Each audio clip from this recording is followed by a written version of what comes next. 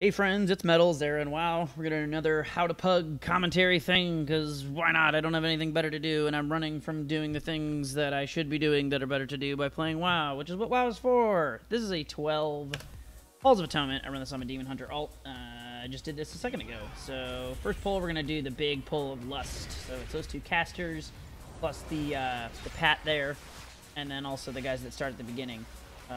Warrior goes in a little bit early before I can quite get everything pulled together, but then once they're all kind of a group, that's usually a good signal to go ham.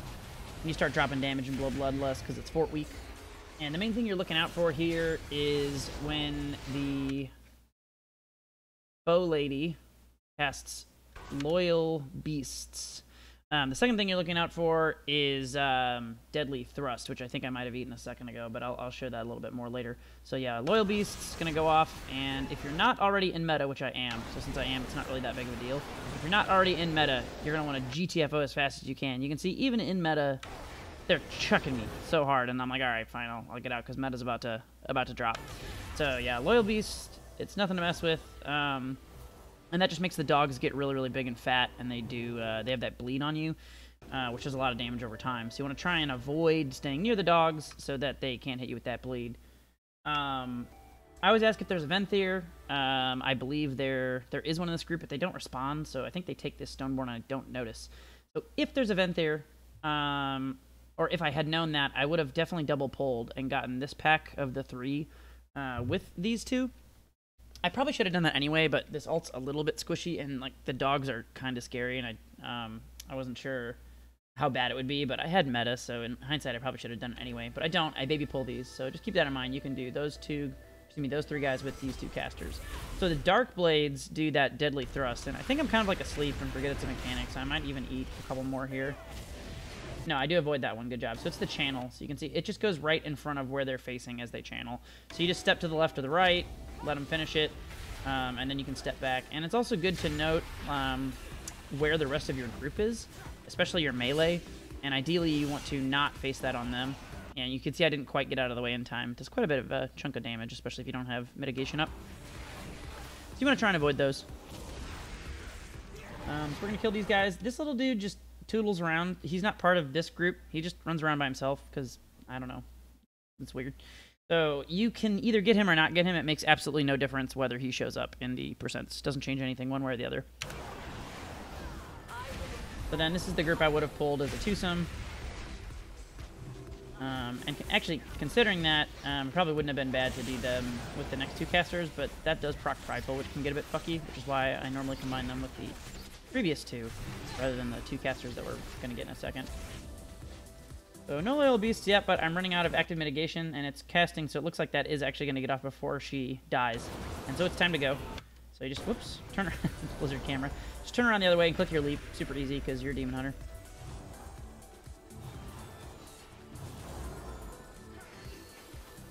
And once these guys die, or once Loyal Beast buff runs off of them, you can also, yeah, just hop over them if you want. But yeah, it's just the Spiteful spawn.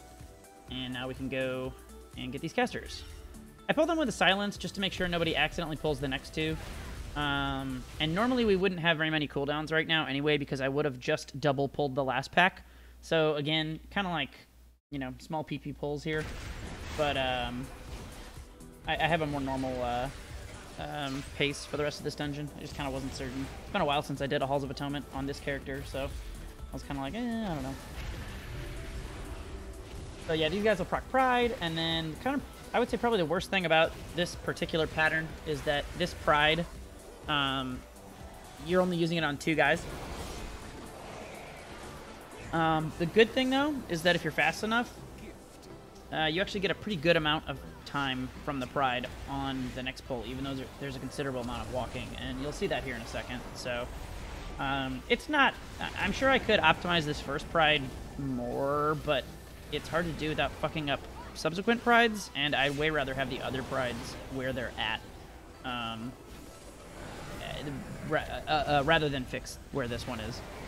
So, when you pull the Shard, which is the big guy over there, Shard of Howl PS, I don't know, I always want to make sure to focus those Depraved Collectors, and you can see I just interrupted it. It was collect sins, it spawns a bunch of ads. So you always, and it ticks. It's like a channel. It's like a cast startup and then a channel cast countdown.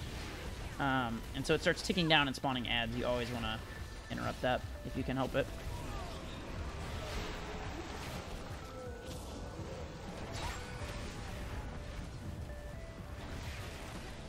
So these guys die, and you can see we've still got 30 seconds worth of pride. And so really by the time we get to this next pack, it's really not going to be too bad. We'll probably get a good 15 or 20 seconds of actual pride usage. And this group is not bad. This is all people who have like around 200 eye level, except the healer. He's like 225. But the healer is like low IO. So one way or another, these are either alts of people who know what they're doing or a well-geared person who's maybe not as big of an M+ player. And I think he actually hadn't healed much either. He asked me how his heals were and said he was kind of new to it at the end of the dungeon. But his heals were fine. Warrior dies. I actually want to rewind. What the hell killed him? Is it the curse and no one decursed? Yeah, poor guy. So this isn't his fault. So what this is we didn't kick the curse, which is okay. It looks like I could have gotten it. There's a lot going on here at the beginning of the pull, though, so I don't really feel too bad. But I could have. But the main thing is that mages can decurse. But I think what happened is the mage is max ranging the Thrash. And so the mage is out of range of the warrior to be able to decurse him. So the curse blows up and he dies. I don't know if he would have died if he hadn't gotten so low as well. The pally didn't really keep him up there. So there are a couple things that went wrong there that were problematic. But all of that would have been avoided if it had been kicked. I'm usually focused on collect sins more than the curse, but I feel like that's just usually better as the tank role. I leave the curses to someone else. Although, you can imprison them. So, like, I think 2 curses just went off, which is bad, because we definitely could have avoided that. But I could have imprisoned one to stop it. You can also use your Fear Sigil, but it's kind of hard to time. So, a little bit spicy there. And this is where, like, right now, how they're kind of taking a lot longer to kill. Only getting that, like, 15 or 20 seconds of pride. It definitely hurts this pull a little bit by not having as much pride as you could. But like I said, it's really awkward to set that up, so I never mess with it. So I put down some markers a second ago right here. I always just put them up top and I say stay because I don't want people to jump down. Because once people jump down, they're going to like automatically pull things, or on the way back up when they run up, they're going to pull things, and I never want that because it gets super fucky down there. I always put down markers and I say stay. And then you just do a little jump and throw a glaive or judge or taunt or whatever you got at those 3. And if you're being spicy, there is another pack that's the same kind. It's 2 Vicious Gargans and a Houndmaster. It's like right here. We can't see them right now, but they pat right here. And you could do those at the same time if you wanted. I'm a lot more confident versus Gargans on my Paladin because Paladins have that one really big burst heal, Word of Glory on themselves, and they can bop and bubble. I don't think I ever used my Kyrian Vial to wipe bleeds off of myself. I just kind of forget that this character is Kyrian sometimes. So I need to do a better job of remembering that. I do it all the time on my Paladin, but for some reason I forget it a lot on my Demon Hunter. But yeah, you can use the Kyrian Vial to wipe the bleeds off of yourself when the Gargans start stacking them up. And see, that's this little icon down here, or on the dungeon we core up here. So I leap away, just to make sure I'm not taking too much damage going into the next pull. There's that pat I was talking about, and same deal with this Toiling Groundskeeper. Like, whether he comes in or not at any point makes absolutely no difference. It doesn't do anything. They're just there to run around and be stupid. So throw the glaive. These guys come up now. We still stay. And this will proc pride.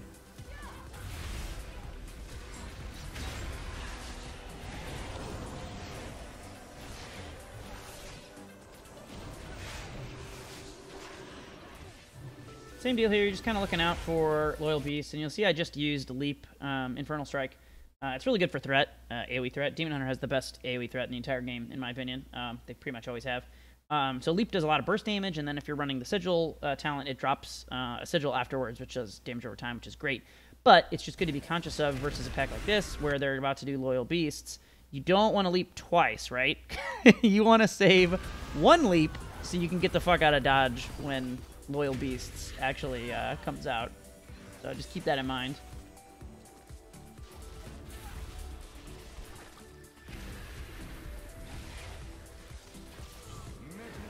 So just doing a little bit of kiting there. We're going to finish off the Gargans, and now the Pride comes out. So this is something that's really nice about Well, Demon Hunter and the particular legendary that everybody uses in general is it resets the cooldown by like 4 seconds per soul shard you eat with Soul Cleave. And so one thing I do on Pride, you'll see I just put up Fiery Brand. It's really nice. I don't think I do it as well here. I think I did too many Spirit Bombs. But once you put that up, if you spam Soul Cleave on the Pride, yeah, I'm also typing, so I'm not doing that. You can get it down. Yeah, I don't do a very good job of it here, but you can get it down if you use it like somewhat early on the Pride. It'll last. Maybe you could do like 75%. It'll last a pretty long time, and it'll almost be completely reset by the time the fight is done. You can see even as crappy of a job as I did, it only has like 20 seconds left. So yeah, I say 2 shard after to let everybody know, like, don't blow some cooldowns on these little shits. You know, we're going all the way up to the shard. We go up, go in. I usually mark these guys with a skull and focus them, so the arrow is me focusing them. The skull, obviously, everyone can see and just lets them know to kill them in case they're not already aware. And now you're going to do big damage with the Pride. So drop your Elysian Decree on the ground. And this is a good example of why you want to...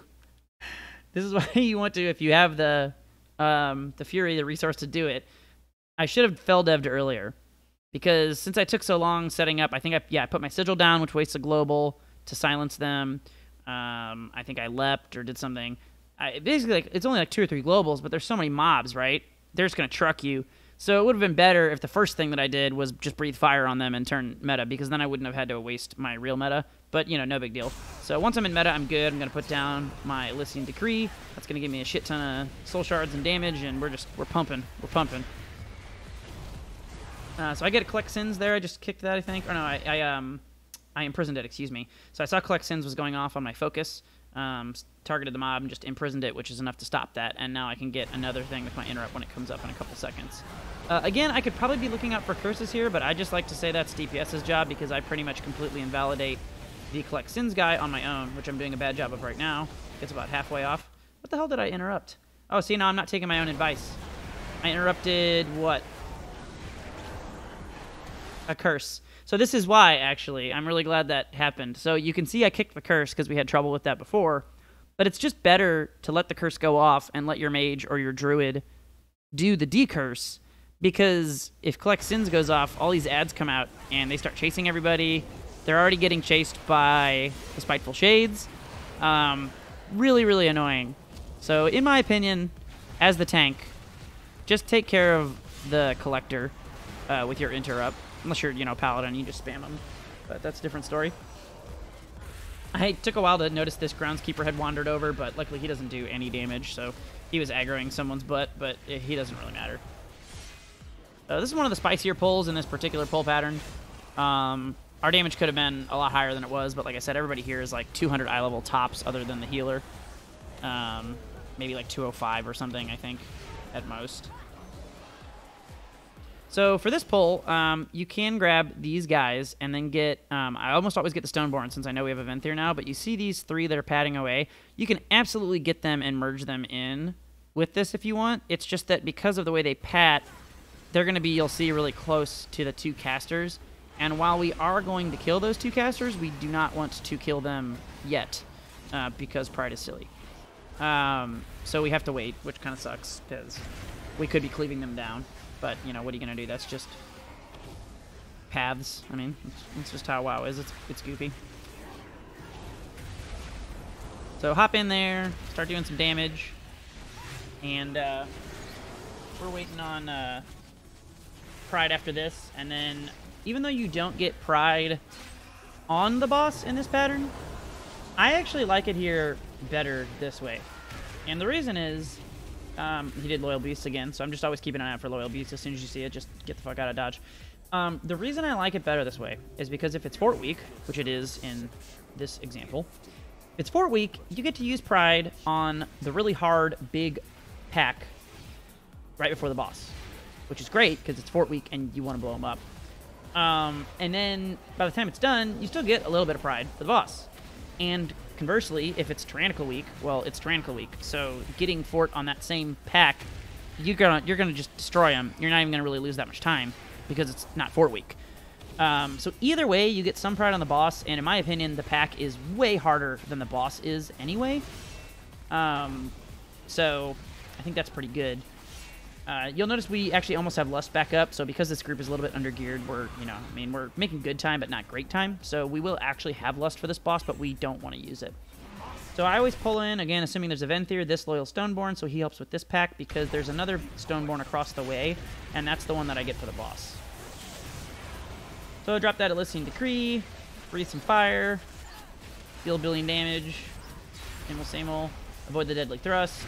So this is what is, I think, the hardest thing about tanking this dungeon. Like, there's just so many different abilities going off at the same time that you need to keep an eye on. So it's like, I'm avoiding the Deadly Thrust, I'm watching for Loyal Beasts, and you want to try and get, you know, a Curse Kick since there isn't anything better to kick here if you can. So there is a lot of multitasking going on with regard to the mob abilities in Halls of Atonement that I think stresses the tank more than a lot of dungeons do. Most of it, though, is all like fail damage that you can avoid once you get used to it. So this is the guy I'm talking about. So the only thing that can happen here, I put my sigil down. It just puts a dot on him and he comes over. The only thing that can happen is that this pat right here can sometimes be in this area. And so I always try and be as quick as I can if I see the pats over on the right, because that's the best time to pull it.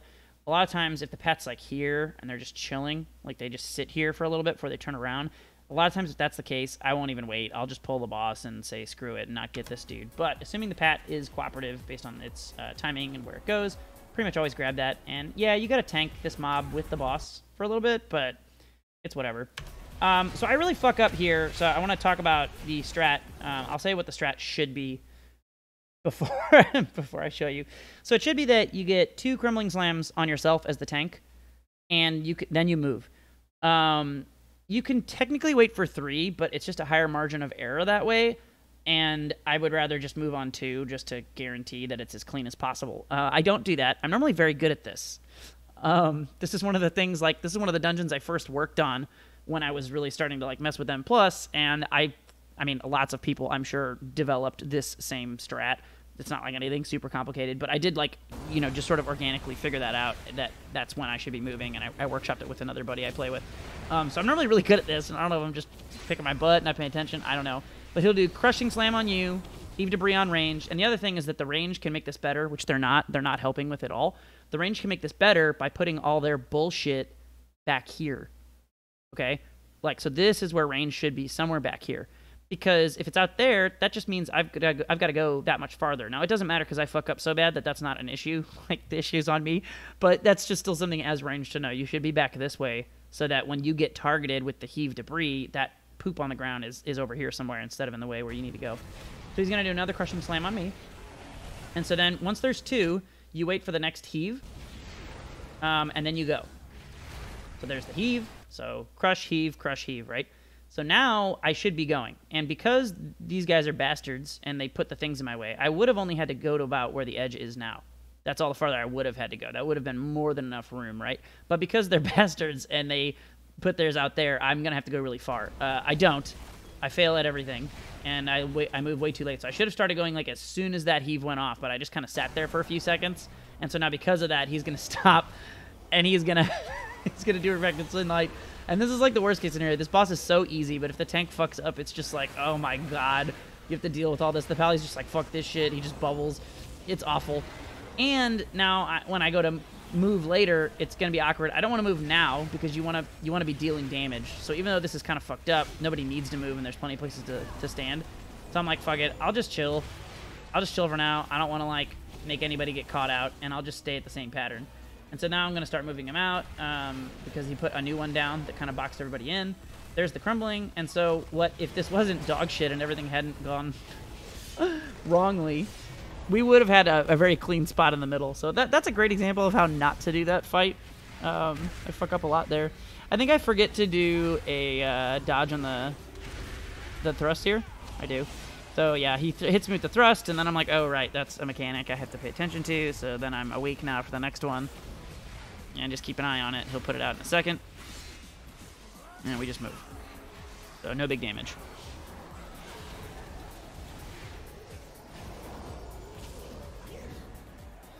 So going up the hill here, there's a couple different things you can do in this area. Pretty much everybody in Vizpots up the stairs, which is pretty normal. But some people like to pull like one of these packs or some of these packs to get to 80 before they go up, and I'm not a fan of that. I'd rather get to 80 at the top so we have the maximum time on Pride for the next boss, because the next boss is, unlike the last boss, not a total pushover, and it can get out of hand if you don't kill him quick enough. So this pat's going to come in. You can grab them whenever. It doesn't really matter. There we go.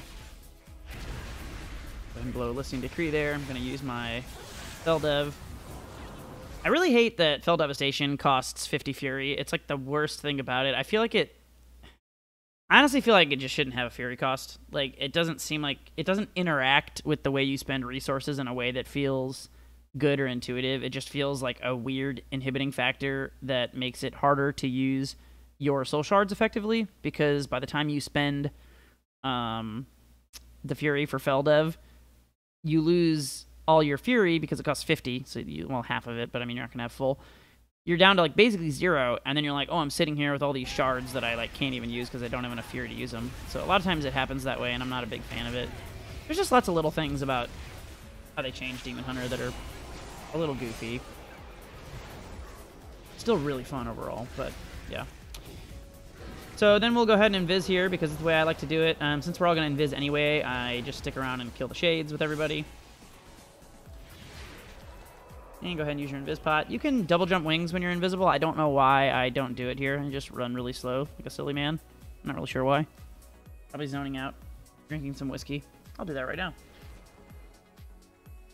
Okay, so this part's kind of tricky because these Stoneborn, they like alternate who is or isn't turned to stone. And so sometimes they're both up, and sometimes only one or the other is up. And you only want one of them, because you don't need to. It's just a waste of time. So you want to pull them, like, ideally, I'd want to pull this one right now, right? Because it's the only one up, so I can't pull that one. So that's good. But I don't want it to, like, do the swipe, like, as soon as I pull it or something weird and hit one of these guys that's lingering behind and, like, aggro them out and fuck everything up. So I wait, and then I just pull when he's right at the stairs, just in case, and then we're good. This mage is like, I wish I had gear. Fire mage is cool. Okay, so great example of how not to tank these guys. They do powerful swipe, and I ate it to the face. So don't do that. I sometimes forget to do this till they hit me with one, and then I'm like, oh, right. So it's just a short range, like almost no range at all, frontal cone. So like you don't even need to like leap away. You just walk like just the tiniest amount. Just walk the tiniest amount away while it's channeling, and it just won't hit you at all. There you go. And then obviously as you're doing that, just be conscious that you don't run too far, because then you're going to turn it on the group. So that's why also running just that short distance is nice, because they go to do the swipe, you avoid it, and you also don't turn the mob and possibly one-shot one of the non-tanks in your group that gets hit by it. So now we got Pride procced. We're going to go ahead and do that and pull the boss, and we'll see if I do the Firebrand thing here or not. Looks like it wasn't quite a cooldown yet. I used it on the Stoneborn since it's Fort Week. I do put it on him. Let's see if I do a better job here. So that was 1 minute just a second ago.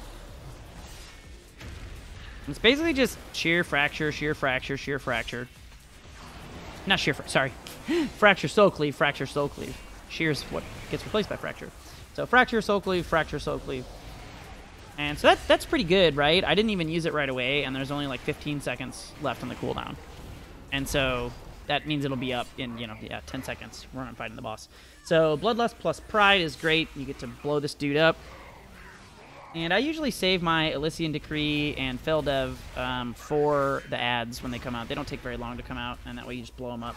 We unfortunately don't get... I do a silence, and so you can see I silenced all of them but this dude.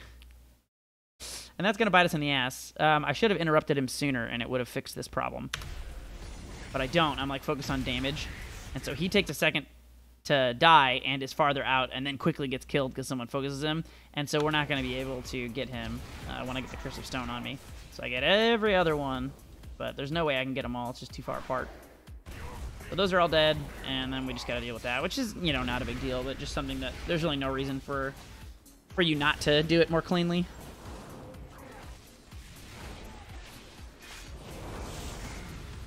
So I used Feldev there, and I kind of regretted it as soon as I hit the button, because the boss is so close to dying, and I'm about to go fight a Loyal Gargan pack.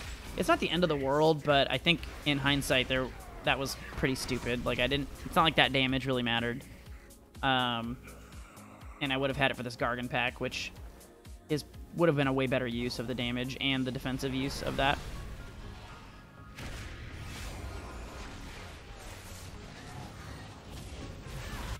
If you're wondering what the brown stuff is over my nameplate, that is shields of any kind, absorb shields. And so whenever you see I get that big-ass one, that's me using Blood Spattered Scale, the ridiculously overpowered trinket from the other side. Just your entire health bar as a shield. It's like you basically can't tank in Shadowlands without it, effectively. Anyone. It's a cool item, it's just I don't understand why that one trinket is literally like 100 times better than any other trinket in the game. It makes no sense. So yeah, they do Loyal Beasts. You can see how fat they are, but the mage is on top of shit. He's slowing things. So is the warrior. This is a well-coordinated group of low eye-level alts for sure.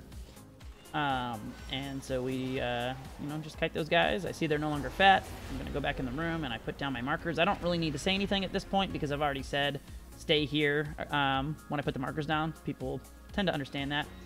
You have a choice here. If you have a Venthyr, you can pull Loyal Stoneborn with this group, or you can not and use both on the boss. And in my opinion, on Fort Week, it's best probably to pull them independently the way I do now, where you do one with the group and one with the boss. And you can see I marked the Depraved Collector, and I'll focus it here in a second. Boom, boom. But yeah, because it's Fort Week, it's kind of nice to have one here for these mobs, and you'll still have one for the boss. But if it's on Tyrannical Week, you won't need it on the mobs, and you can just use two on the boss. Which, pro tip, if you don't know this as a Venthyr player, you can control actually as many Loyal Stoneborns as you want at a time, so both of them, if you just mash the button.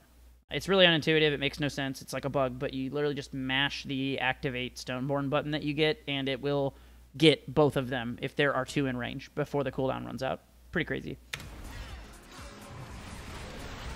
Flex Sins was going off there on my focus, so I gave it an interrupt.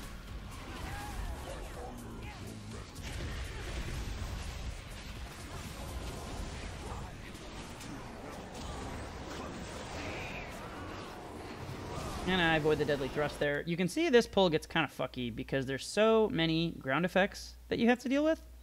Much less, which causes you to move, right? Much less spiteful, and then you have to dodge the Deadly Thrust. And so this is... I don't usually feel too bad if a melee eats a Deadly Thrust in that pull. I mean, I try to not, you know, be too stupid about it, but it's one of those things where, like, I mean, shit, if they don't see it, it's like, tough noogies, man. Sucks to be you. Because, there's just a lot of movement. There's really not much to be done about it.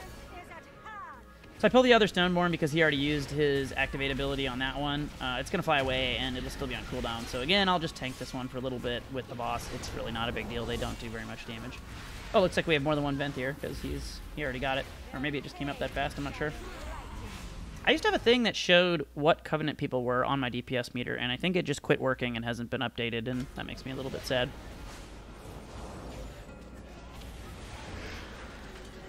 Basically, you only need to interrupt Volley of Power from this boss. She also does Bolt of Power, but that's just persistent tank damage. It's really not a big deal, so just let Bolt of Power go off and interrupt Volley. At some point, I try to be fancy right here, so I looked at the Volley of Power cast time coming up. This is something you can do. It's pretty fun and cheesy. It's harder on some mobs than others, but I looked at that and I was like, oh, it's coming up. I'm going to pre-place my Silent Sigil, and it's about to go off, and it just barely misses. So the Silent Sigil does actually perform an interrupt. A lot of people don't know that. It's not just a silence. So like you saw, it says immune to silence, but it will still interrupt her. Weirdly, some mobs it won't. And I don't know why. There are silence immune mobs that it does interrupt. Again, does not silence. You have to time it. It has to catch the cast.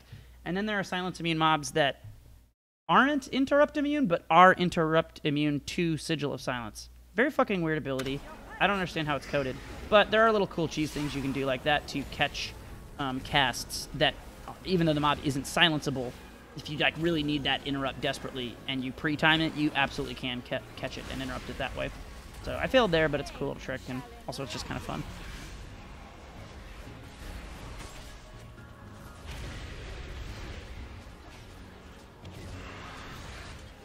Not much to say here.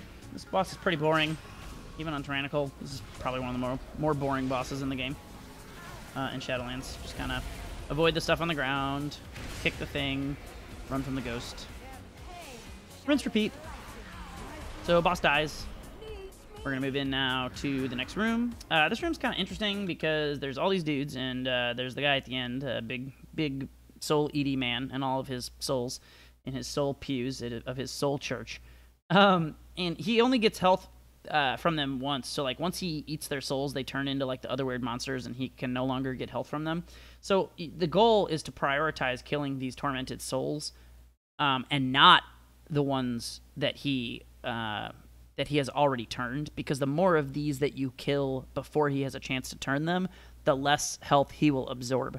This group does not do a great job of that. But anyway, that's why I put Elysian Decree down there, and I put my sigil over there, is to just try and get some damage going on those. Also, hitting them pulls this guy, so that's fine. I always focus him, so he's easier to catch interrupts on if I need to, like, move him while there's so much chaos, because there's just so much shit going on. And my group is really just, I don't think they're doing a great job in this room focusing. I don't know if they're low on cooldowns because of the boss or what. So you can see he just completed a cast, which is why these manifestations, that's what the souls turn into, manifestations of envy. They turn into that after he eats their health. And there's two things about them. So first, like, these guys are actually aggroed, so I need to go hit them, right? They're, like, the pink nameplates for me means they have aggro. It's kind of confusing because these don't do anything to anyone, so you don't care if you don't have aggro on those, but you do care if you don't have aggro on the manifestations of envy.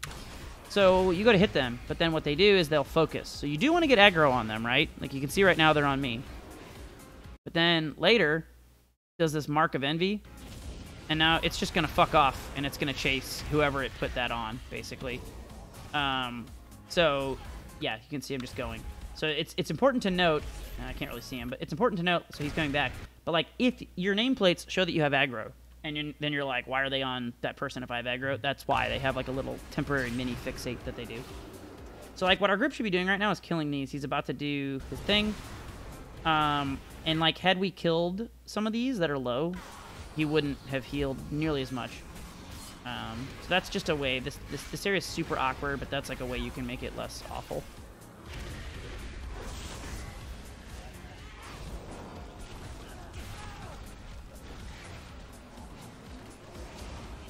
Again, not much to say here. Everything's going accordingly. This is also just, like, a pretty boring, dumb mob fight. I'm not a fan of the last boss or this guy in this dungeon. They're both pretty lame encounters. Well, shoot. I meant last boss like the previous one, but the actual last boss of the dungeon is also pretty lame. I guess, I don't know. Halkias and Echelon are pretty cool. I like Halkias because even though he's easy, it's, like, highly punishing if you don't do things positionally right, and I think that's cool. Like, if you position everything correctly, it's just, like, super duper easy, but if you have a fuck up, you're just like, oh my god, I'm such an idiot. Like, I really like that. But yeah, the third and fourth bosses are pretty boring, and this mini boss is just, oh my god, just fucking Z's right now. So I should have brought that dude up towards where we're headed right now, before the Pride spawned. That's my bad. It just makes it easier to have the Pride closer to the end boss, so you don't have to run and waste as much of the Pride, you just get right in there. But because I didn't move the mob up before the Pride spawned, we now have to move during the Pride, which is fine, it's not a problem, but it's something you should just be aware of as a tank that makes things easier on your group, especially on the healer. If they're healing, especially if it's a higher key. You know, healing the Pride is not that easy to do if you're constantly having to be on the move because the tank's moving it. So not the end of the world, but something to keep in mind. So Pride's almost dead. We're going to go into the boss now. And if you weren't already aware, you can absorb 2 of the 4 red death beams when this boss does them. So as a tank, you want to make sure to always stand inside the boss when he does that. I'll go over that when we get there. But this boss is pretty straightforward. It's just kind of avoid the shit that gets flung at you, like so. Hit the boss. There's not, like, any really big ability you need to mitigate versus him. So you can... Oh, wow, the warrior got fucked up. So you can basically save all of your mitigation for when he does this ritual. So I was about to go res the warrior, but he's doing Ritual of Woe, and I definitely don't want to res during that. It'd be a shit show. Plus, they'd all have to absorb, which would be bad. So you just stand right inside inside the boss.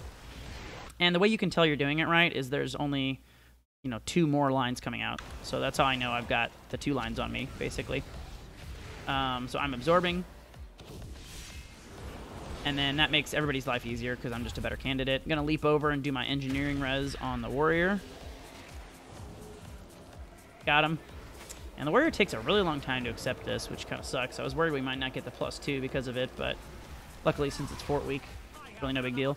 So Ritual of Woe again. So the last time I used my Blood Spattered Scale just to absorb and Fiery Brand. So this time I'm probably going to use Meta.